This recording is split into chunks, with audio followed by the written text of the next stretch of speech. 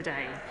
As so many of her colleagues on the opposition benches are cheering this decision, we see an opposite view here. Today is a bad day for the British people.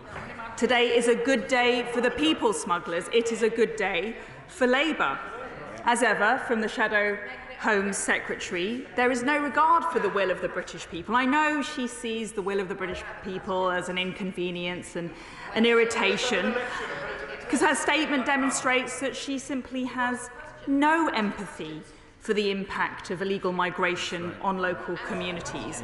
She fails and refuses to recognise that those crossing by small boat, Mr. Speaker, are doing so illegally. And as ever from Labour, there is no alternative plan. And moreover, they don't care that they have no alternative plan. Because, Mr. Speaker, the truth is that our current system is rigged against the British people. That is why we are changing the law. The Labour Party is perfectly content with this rigged system. They'd like to keep it in place. That's why they're opposing our illegal migration bill. That's why they would scrap our partnership with Rwanda. And rather than propose any meaningful reforms to the asylum system, Labour would keep the system as it is to enable more people to come to the country illegally so they can be settled into local communities more quickly. That is simply open borders masquerading as humanitarianism, and she should be honest with the British people. I also wonder if the Right Honourable Lady actually read the judgment, given her gleeful disposition. So let me repeat some of it to her. While the Court of Appeal did find by majority, with a dissenting view from the Lord Chief Justice, that there were deficiencies in the Rwandan asylum system, specifically relating to the risk of refoulement, all other grounds on which the appeal was brought were unanimously dismissed. That means that the policy does not breach our obligations under the UN Refugee Convention. It does not breach our domestic laws, as the Right Honourable Lady and the opposition have consistently maintained it would. As I've said, we will appeal the disappointing aspects of the judgment, or seek permission to appeal them. But I think the British people will see quite clearly, Mr. Speaker, that while we are trying to stop the boats, Labour have simply obstructed progress time and time again and offered no solutions. The Prime Minister and I have promised to do whatever it takes to stop the boats. Labour have apparently pledged to do whatever it takes to stop us stopping the boats. Can I just say, gently to the Home Secretary, this is about the statement of the judge about migration. This isn't about the Labour Party. This is about what the government's doing. I don't want to interfere, I don't want to intervene, but we do need to stick to what the statement's meant to be about. Home Secretary.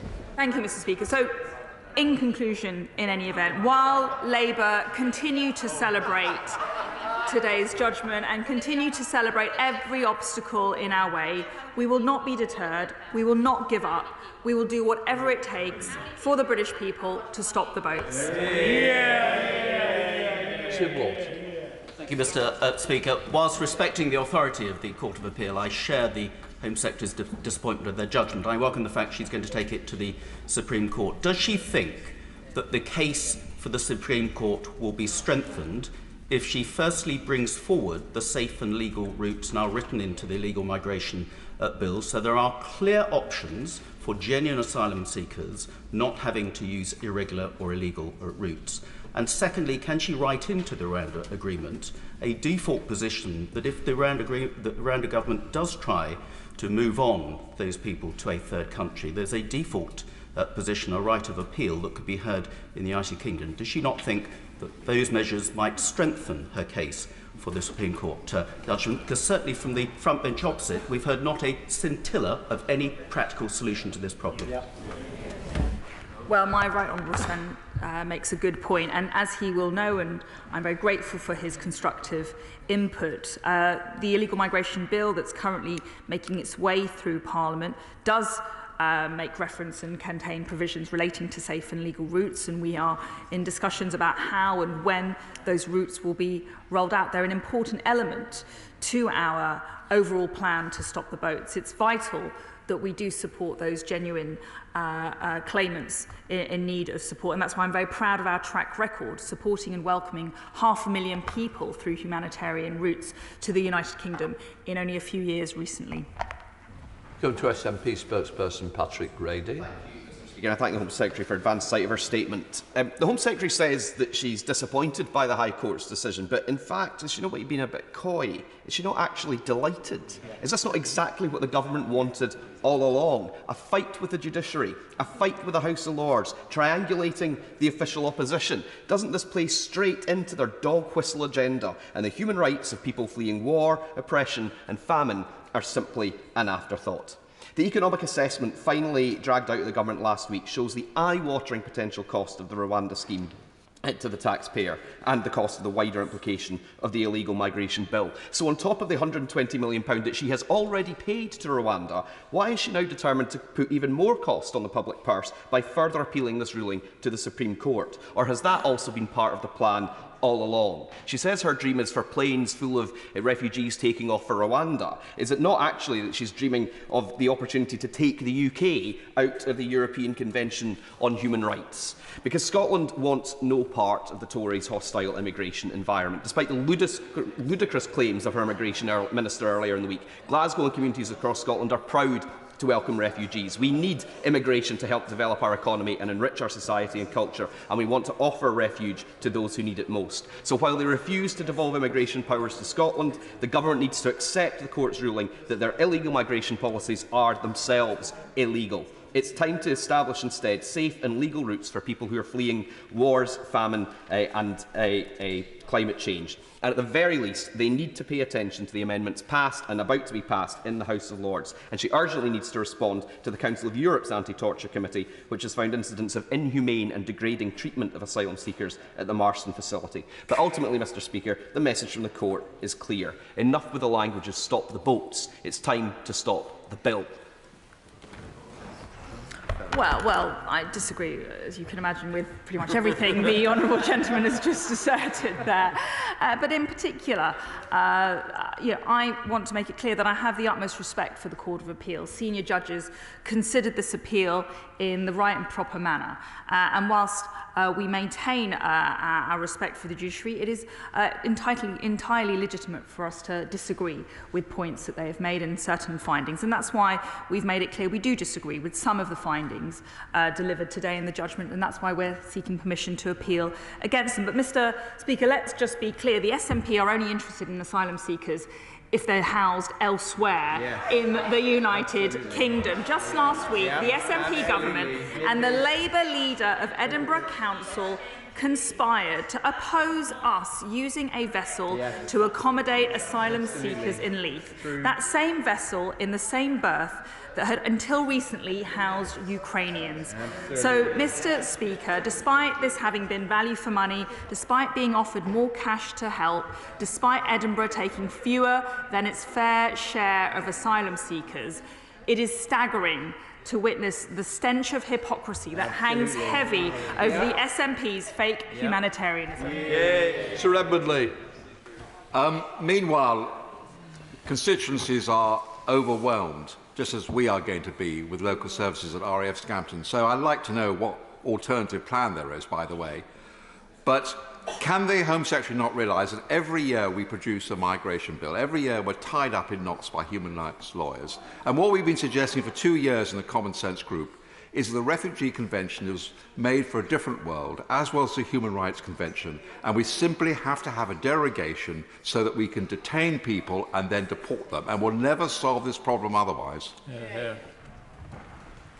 Well, again, I put on record my thanks to my right honourable friend and his community for their support when it comes to RAF Scampton. I know that they have very serious concerns, and we are working intensively with him and the local authorities to enable the site to be rolled out and for the appropriate support to be put on for those who will be occupying that site. But when it comes to the legal framework, well, he makes a very powerful point. Last year, we saw the operation of the Strasbourg court operate in a way that was opaque, that was irregular, which was unfair, frankly, when it comes to the will of the British people. And that's why we've included measures in our legislation currently making its way through Parliament to avoid that scenario repeating itself. Thank you, Madam Deputy Speaker.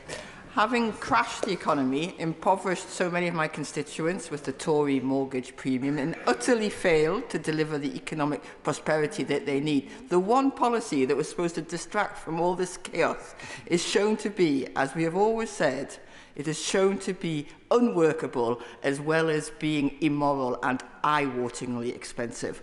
Why doesn't she just fix the asylum system instead of trying to outsource it? Exactly. Yeah. Productivity is hard.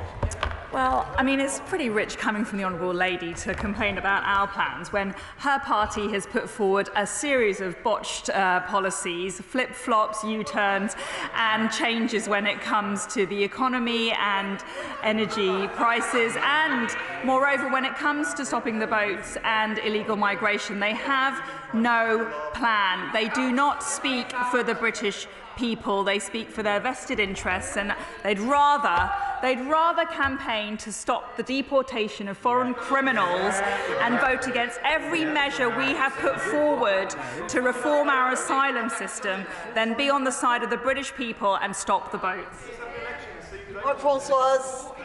Deputy Speaker. We all know that the Home Secretary's instincts on this are right. However, the wider government promised to stop the boats, and we clearly haven't stopped them yet. So I fully support her decision to seek leave to appeal to the Supreme Court, as I think will most people in this country. But given legal procedural issues and judicial recesses, it could now take months for the case to reach the Supreme Court, let alone for a judgment to be handed down. In the meantime, the boats will keep coming, now probably all summer. So can I ask the Home Secretary two quick questions? One, with her extensive legal experience, is there anything that can practically be done to expedite the Supreme Court's decision in this case as soon as possible? And secondly, ultimately, wasn't my right honourable friend from Gainsborough right? The only way we will ultimately solve this problem is to achieve a derogation from the ECHR.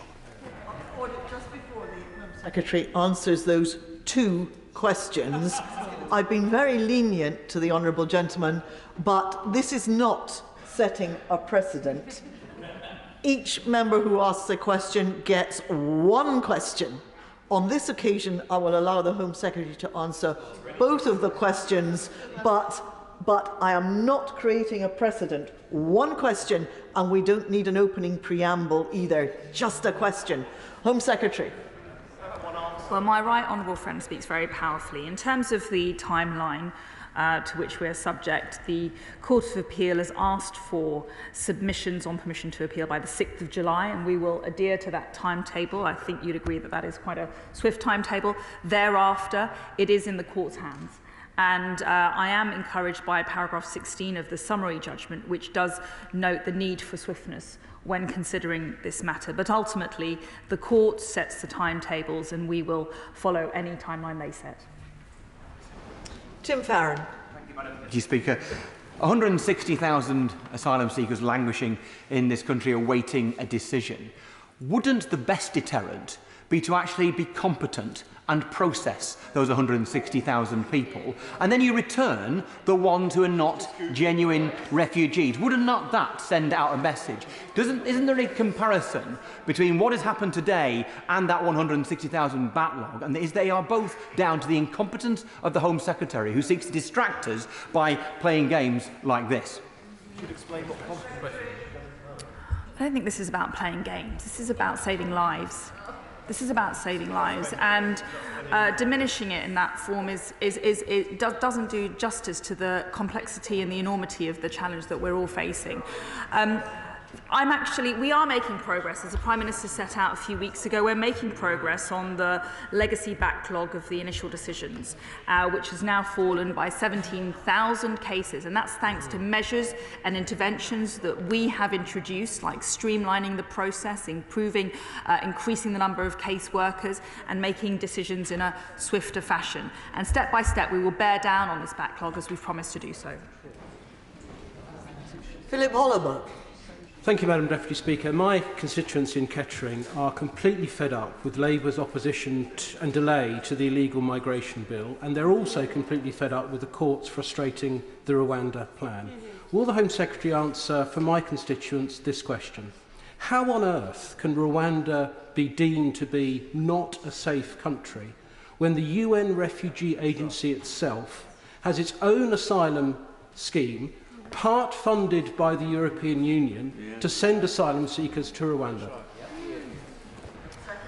Well, my honourable friend makes a very, very good point, and that's why I refer him in particular to the dissenting judgment of the Lord Chief Justice in the quite long judgment, but if he has the time, particularly paragraph 498, which sets out very similar points that he's just made now. And he finds that there are strong grounds to disagree with the other judges and find that there is no real risk of people who are being relocated to Rwanda being treated in an unsafe or unlawful way. And I take a lot of confidence from his dissenting judgment. Olivia Blake. Thank you, Madam Deputy Speaker, and I point members to my declaration of interest as I receive support on these issues from RAMP. I'm the co-chair of the APPG on migration.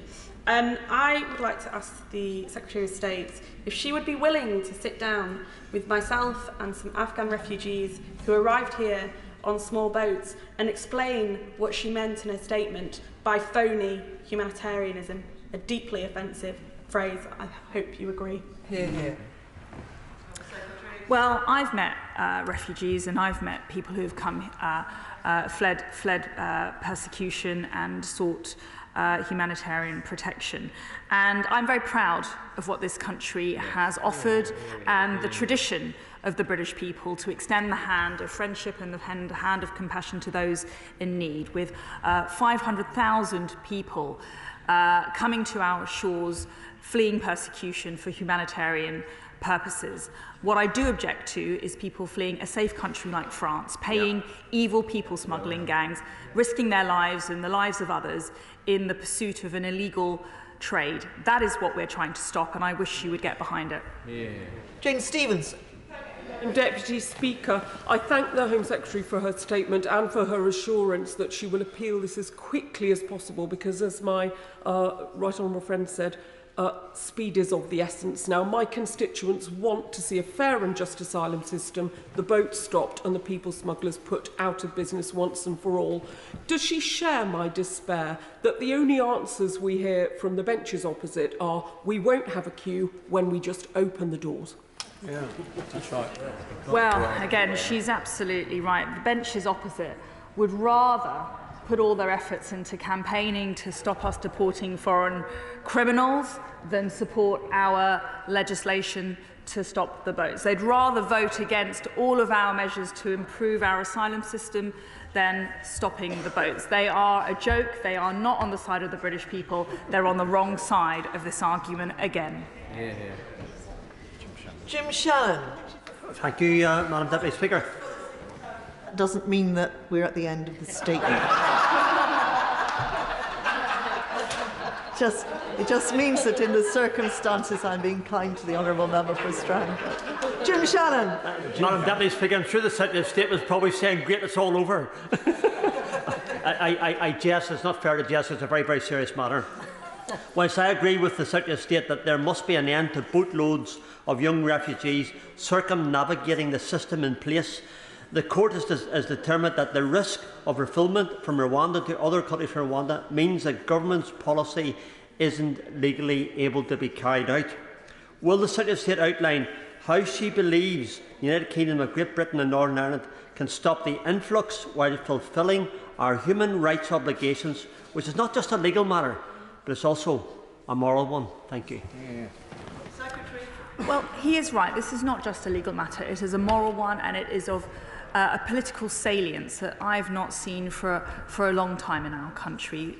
The vast majority of the British people want us to stop the boats. They want us to fix this problem, and that's why I'm encouraged with every step that we take on this journey. But the reality is that we believe in the lawfulness of our agreement with Rwanda, and as the court found, the conditions in which people will be accommodated in Rwanda per se are lawful, and they will be treated lawfully and humanely.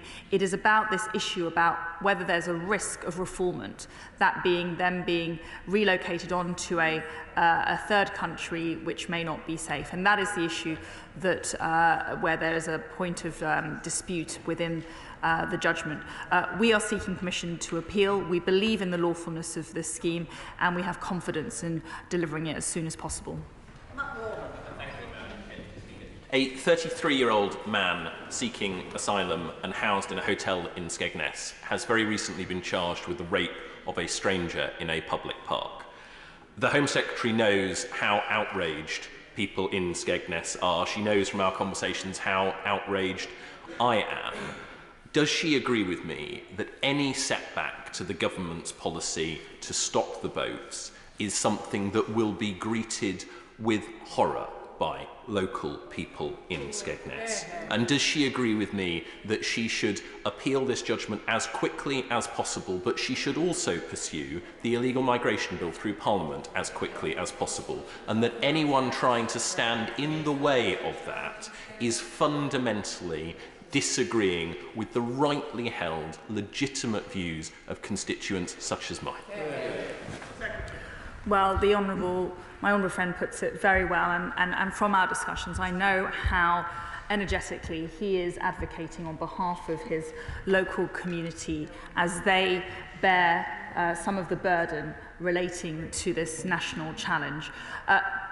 It is a fallacy, one that the opposite benches seem to indulge time and time again, that everyone coming on these boats are coming for humanitarian purposes, are fleeing some form of persecution. The reality is that a large proportion of them are coming for economic reasons.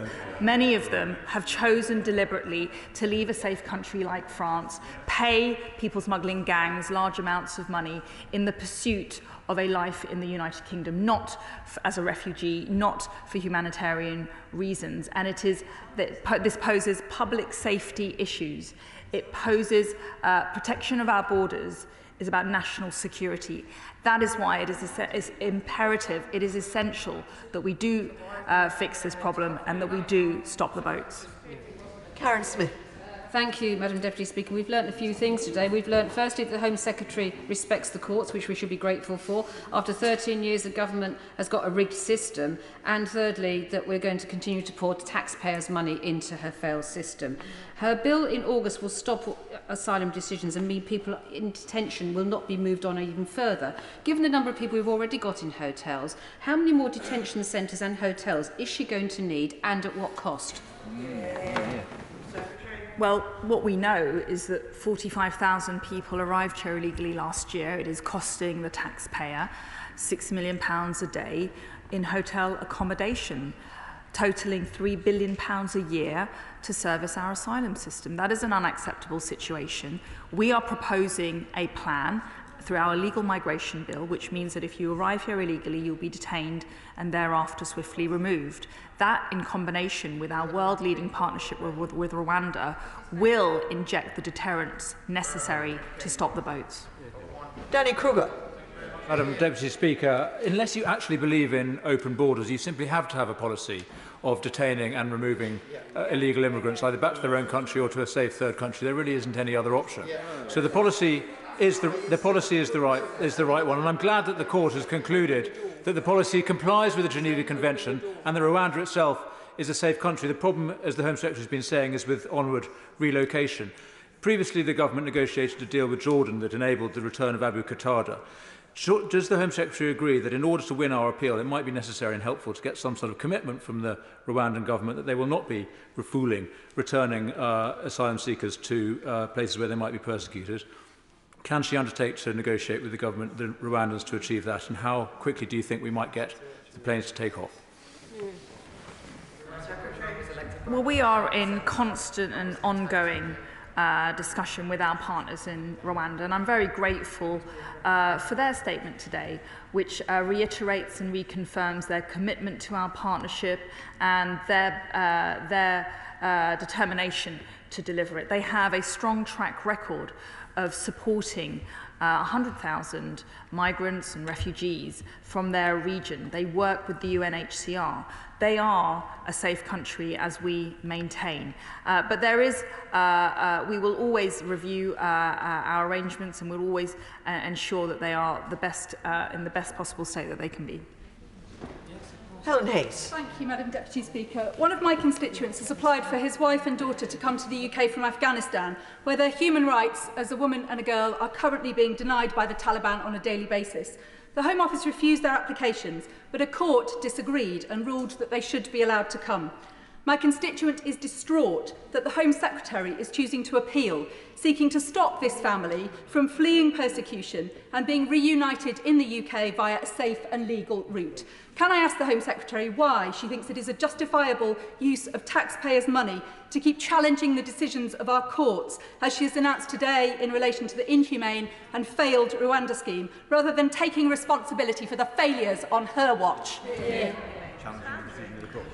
What is inhumane, I'm afraid to say, is the opposition party's stance on this subject. They maintain a principled objection, a ludicrous objection, frankly, to our measures, which will save lives, to our measures which are humanitarian at core, to our measures which will break the people smuggling gangs. The fact that they continue to oppose these humanitarian measures is beyond me, and frankly not in keeping with the tradition of the Labour Party. Leonici. Deputy Speaker, Home Secretary, I spoke with a constituent on Victoria Street, Grimsby, a few weeks ago, and he said to me that we will never send illegal migrants back to Rwanda because the left-wing establishment will never allow it to happen. Is he right? The Prime Minister and I have made a promise to the British people to stop the boats. I believe that is what the British people want us to do, fervently and passionately. We are working day in, day out, flat out, to deliver the measures, to deliver our bill, to deliver the extra resources, to deliver our partnership with Rwanda. I believe we will deliver on that promise, and we will get there in the end. Ruth Cadbury. Thank you, Madam Deputy Speaker. The only policy idea that the government has is unravelling in front of our eyes. They've built an entire legislation around this idea that's just not working. They're also admitting that delays in processing asylum claims is part of their deterrence strategy. So what's her backup plan? Well, I mean, I asked Victoria, what's her plan? Her plan is to throw a bit more money at the NCA. Her plan is to speed up the asylum system. And her plan is to add more safe and legal routes. Well, frankly, that's not a plan. And I really urge those on the Labour benches to take a long, hard look at what they're proposing, because they don't have a plan to stop the boats. What they're proposing is open borders and uncontrolled migration. It is not a plan and is not what the British people want. Aaron Bell. Thank you, Madam Deputy Speaker. I believe this is fundamentally a question of democracy. The British people have repeatedly voted for control of immigration, and my constituents in Newcastle-under-Lyme expect us to stop the boats. And I'm actually grateful for a lot of the confirmation in the ruling today that the policy itself is legal. So will the Home Secretary do whatever is necessary, whether legally through appealing the ruling, whether through getting a memorandum of understanding with the Rwandans on the one point that the government lost on, or through legislation in this House to make sure we do deliver on that promise and stop the boats? Well, my honourable friend speaks for the British people in his powerful question there. My answer is simple: yes. Stella Creasy. Thank you, Madam Deputy Speaker. Contrary to what the Home Secretary has just tried to tell the House, the vast majority of those in the boats are Iranian and Afghan. just 1% are Albanians. And Iranians and Afghans have an asylum grant rate of 98% because, surprise, surprise, given what's happening in those countries, they are refugees fleeing persecution. So the only phony here is the Home Secretary's attempts to avoid responsibility for why she's spending so much taxpayers' money on a policy where she clearly, from the judgment, and yes, I have read it, didn't do her due diligence. Now, the Home Secretary will have had to put forward a budget.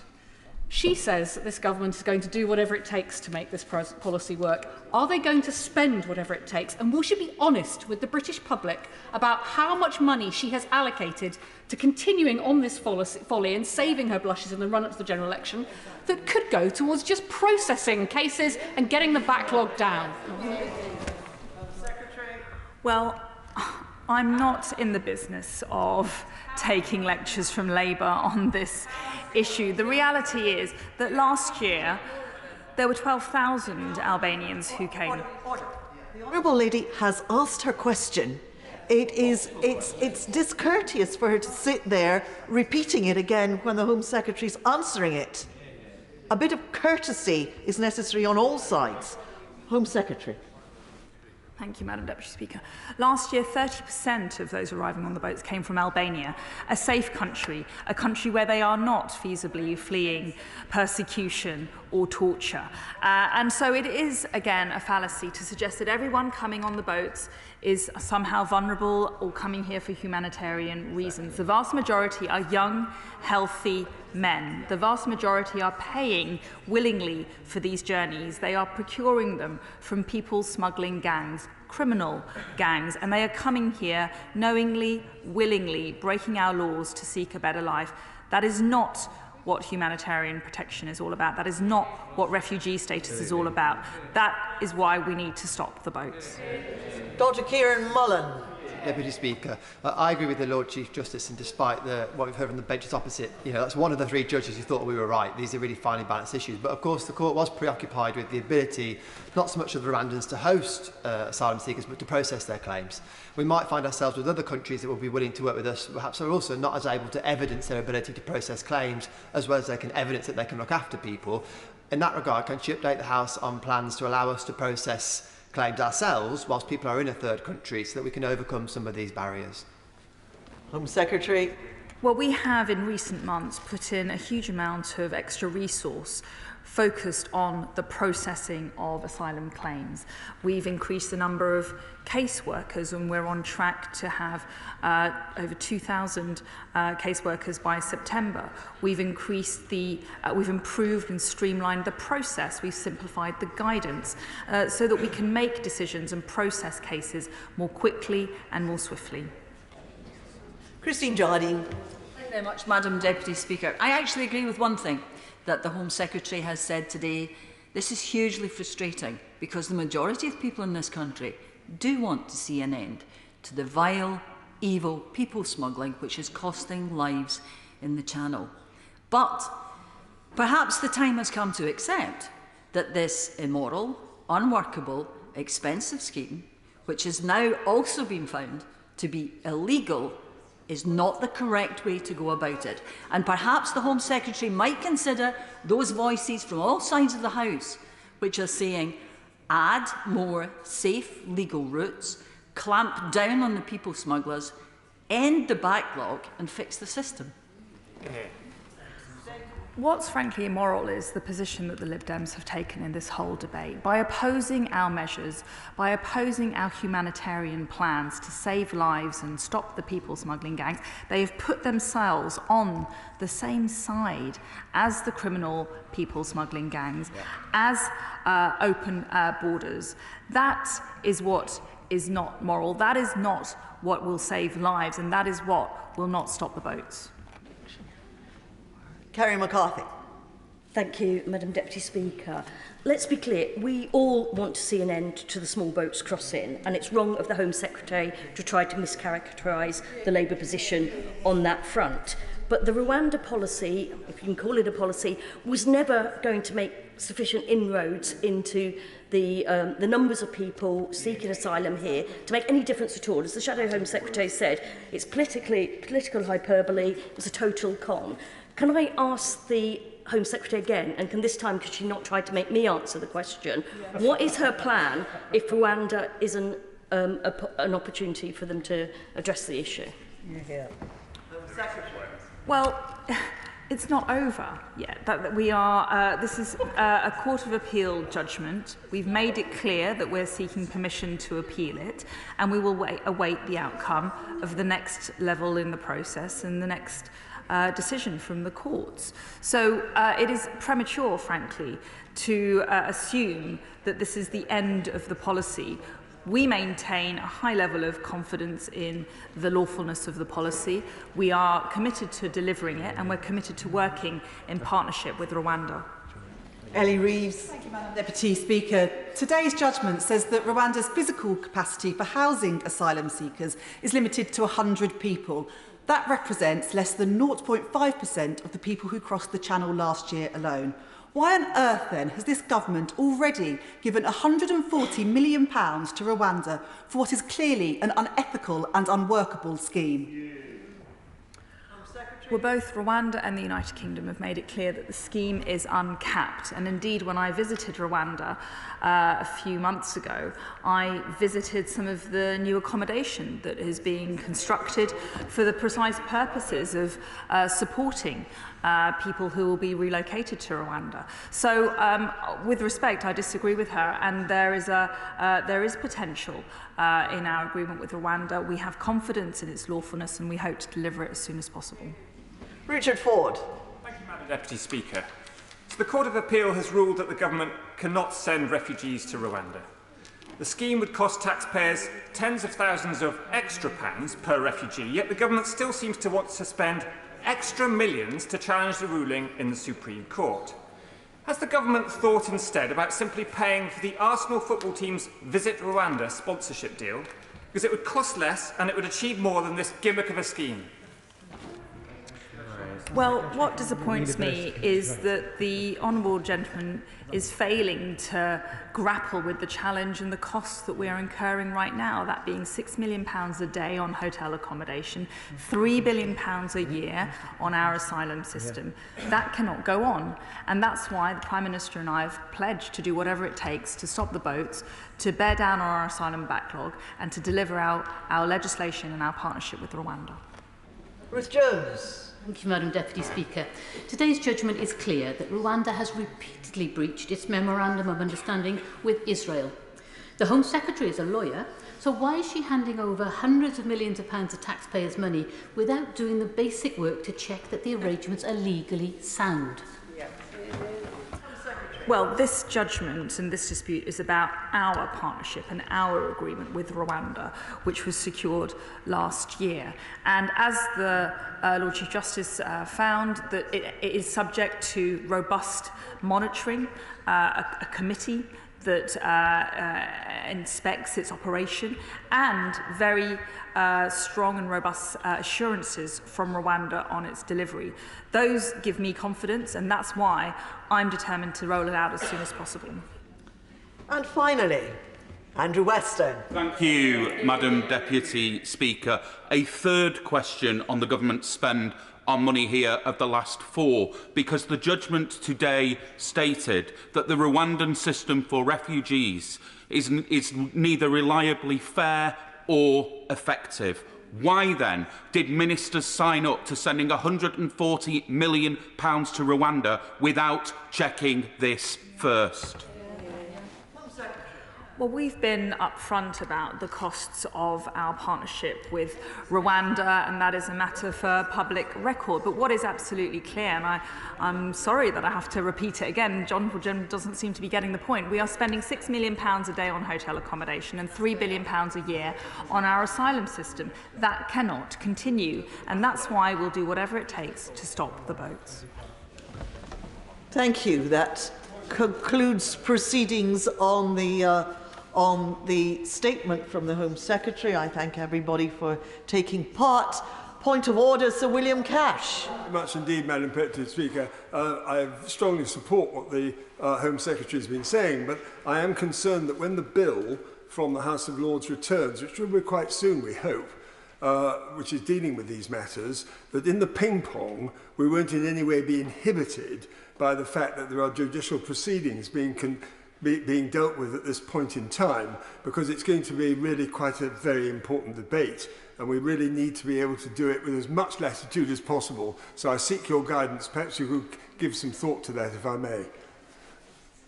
Duty does not apply when legislated. I thank the honourable gentleman, right honourable gentleman, for his point of order, and it is a point of order. That's a good start. And well, points of order aren't usually points of order. And I can assure the right honourable gentleman that sub judice rules do not apply while legislation is being considered. While the actual process of legislating is underway, sub judice rules don't apply. So the honourable gentleman need not worry on that ground. Thank you. I beg to move that the House be now. The question is that this House do now adjourn. Mr. David Davis. Thank you, Madam Deputy Speaker.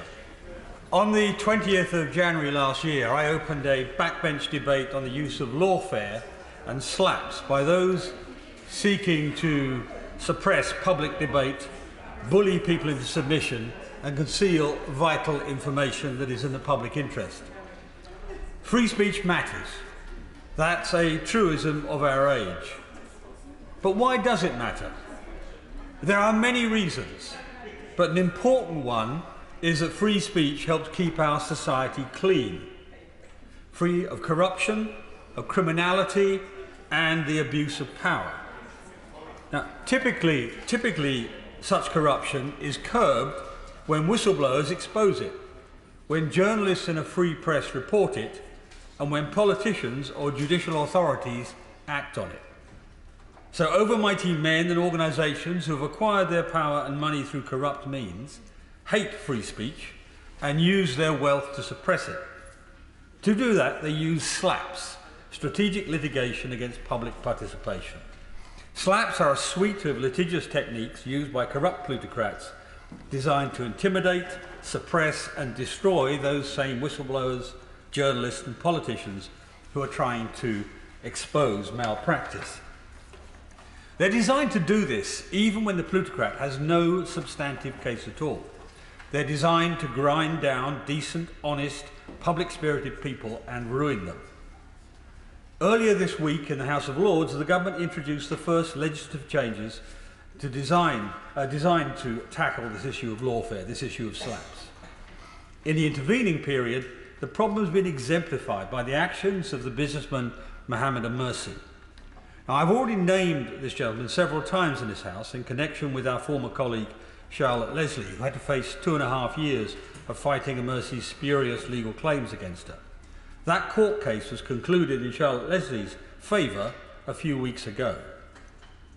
The judge found that Mercy's case failed on the facts, but importantly, he also added that several aspects of Mercy's conduct gave real cause for concern about the intent behind his legal case. Mercy delayed the start of defamation proceedings, took an exorbitant approach to litigation, and pursued an unnecessarily complex case. He also pursued a data protection claim and defamation claim in succession rather than properly in one action, thereby spinning out the case and maximising the stress and cost on Charlotte Leslie. This was clearly an attempt to bully, intimidate and financially ruin Miss Leslie in order to suppress the truth. They are the classic characteristics of a slap case, designed to destroy free speech, not to deliver justice.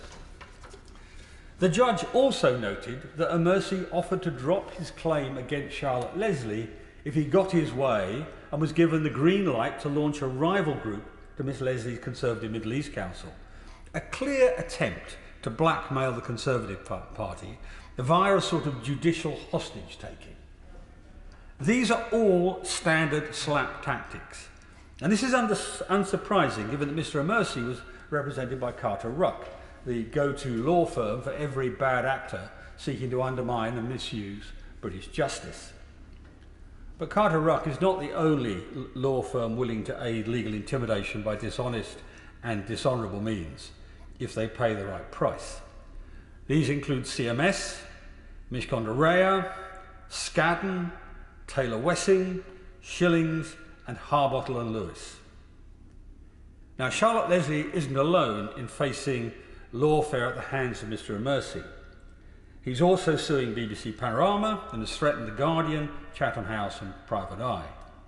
He's also used legal threats to bully King's College London into withdrawing a report on tax avoidance, tax evasion, economic crime, and the way this has impacted our public space and politics. The report was written in 2021 by the Right Honourable Member for Barking, who is a visiting professor at King's College and a long-standing campaigner against international corruption. The report was published in May 2022, but due to Mercy's threats, it was removed a few weeks later. This report was in the public interest, highly relevant to our debates on the role and influence of Russian oligarchs and on the economic crime bill. But access to it by the public, and indeed by members, was prevented. So why did Mercy do this?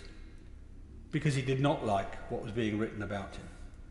Because our laws allow those with deep pockets to bully people, suppress negative commentary in the media, and stop us holding their actions to public account.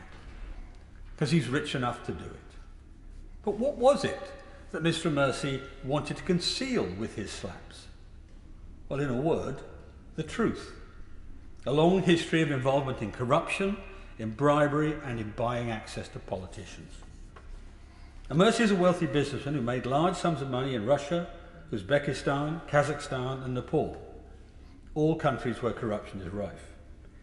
In 2005, Mercy made $4 million arranging the acquisition of a Russian telecoms company on behalf of a company he knew was secretly owned by a powerful Putin ally, the then Russian telecoms minister Leonid Rayman. He made another $1.5 million buying and selling on a Russian telecoms venture Comet that was backed by a Russian general. In the UK, Mercy used his fortune to gain access to powerful people. He coined the term access capitalism, describing his own attempts to gain access to the royal household and government ministers with payments to Prince Charles's charities and the Conservative Party. He and his partner gave £750,000 to the Conservative Party, and he makes no bones about what he thought he was buying. When the Pandora Papers were leaked in 2021, they exposed some of the most egregious instances of corruption, economic crime, and money laundering. And Mercy was in the thick of it. Following the leak, a joint investigation by the BBC and The Guardian revealed that he profited from a corrupt deal involving the Swedish energy company Telia and a high-profile kleptocrat in Uzbekistan. Now, most of their investigation relied on court documents and a settlement reached between Telia, the company Telia, and the US Department of Justice following a 4-year investigation into Telia's activities. A leaked internal company report described the activities of a consultant called Mr. XY, who it transpires is Mohammed Mercy. It said some of the payments to Mercy, and I quote, may have been utilised to improperly acquire regulatory benefits and or secure the go-ahead of the transaction. Improperly acquire regulatory benefits. The report recommended that Telia sack him. And it's not surprising, given that Telia's former chief compliance officer said he had been, and I quote, involved in one of the biggest corruption scandals we have seen in Sweden, close quote. Mercy helped facilitate a $220 million purchase of shares from a shell company owned by the daughter of the Uzbek president at the time. This share purchase was, in fact, a concealed bribe. That was the clear view of the US Department of Justice. Mr. Mercy himself pocketed a $500,000 success fee following the deal. He claims he was employed by Telia at a rate of $10 million a year for his advanced skills and aptitude for negotiating. But despite these apparent skills, he claims not to have realised a financial arrangement he helped design facilitated a multi-million-dollar bribe. Now, either he knew it was a bribe, or he was extremely naive and therefore grossly overpaid. I know my view, but I'll leave the public to decide theirs. This is precisely why the Right Honourable Member for Barking wrote about Mr Mercy in her report last year. This story had already been reported in The Guardian and the BBC. This is the first paragraph he wanted removed from the Right Honourable Lady's paper, and I quote exactly. "The figures behind the Pandora leak are mind-boggling, and the documents contain many scandalous stories which really confirm how utterly unlawful the abuse of offshore has become.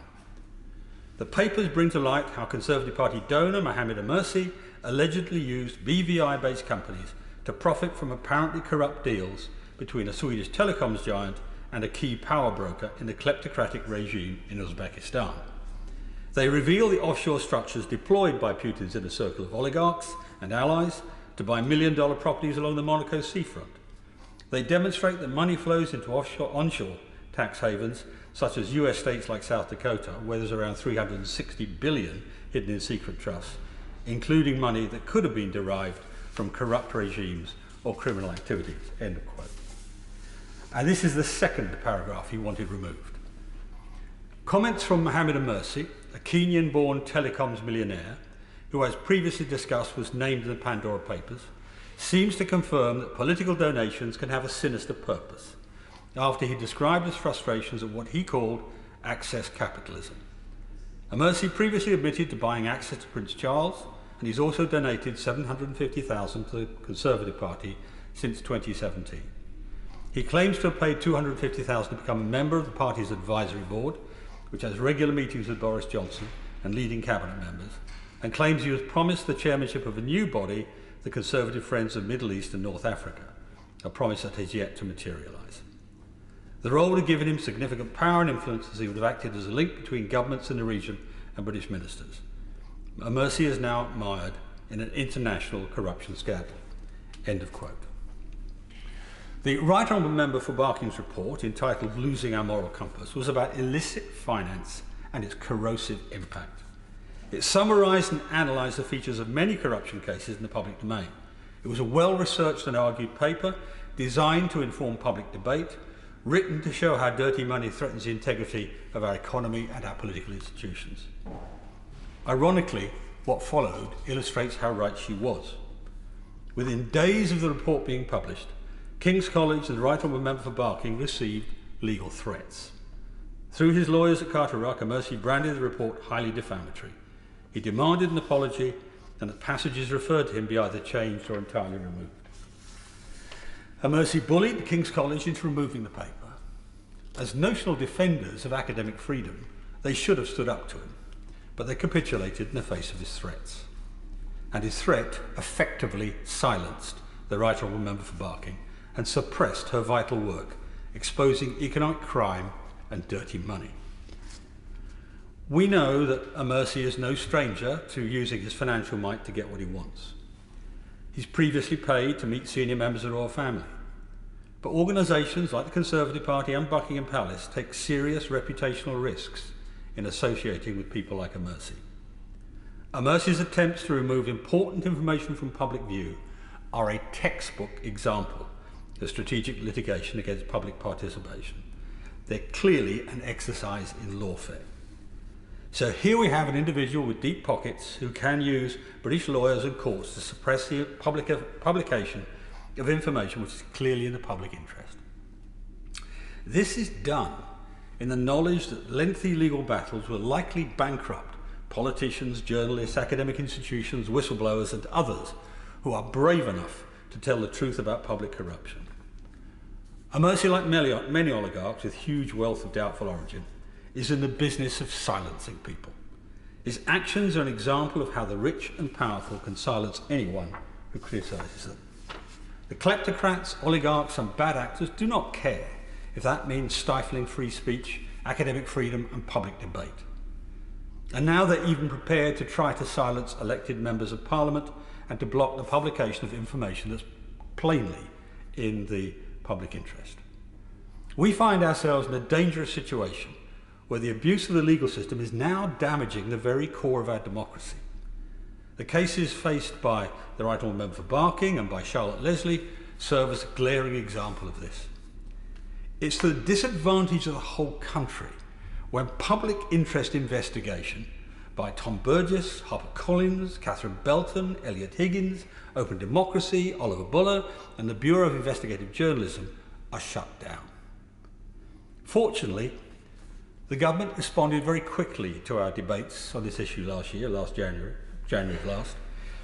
It almost immediately held a major consultation, which resulted in proposals for reform. And on Tuesday of this week, it introduced the first anti-SLAPP measures and economic crime bill, currently making its way through Parliament. The measures will empower the courts to strike out SLAPPs before trial. They'll also prevent courts from ordering defendants to pay claimants' costs in relation to a SLAPP claim, unless misconduct by the defendants justifies it. Once a claim is deemed to be a SLAPP, the burden will be on the claimant to prove that their claim is more likely than not to succeed. If not, the claim can be struck out. This is a welcome reversal of the burden of proof. Taken together, these measures are a great win for those looking to shine the spotlight on economic crime and speak truth to power. But we must go further, Madam Deputy Speaker. As things stand, the measures only apply to economic crimes.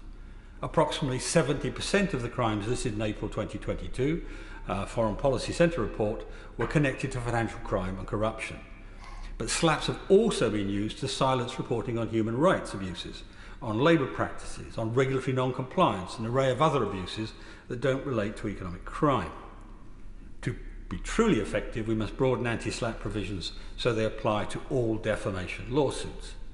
Because ultimately, we want to ensure that people like Wagner's chief Yevgeny Prigozhin, who's been in the news this week, people like him are not able to silence and intimidate journalists as he did to a Bellingcat reporter earlier this year.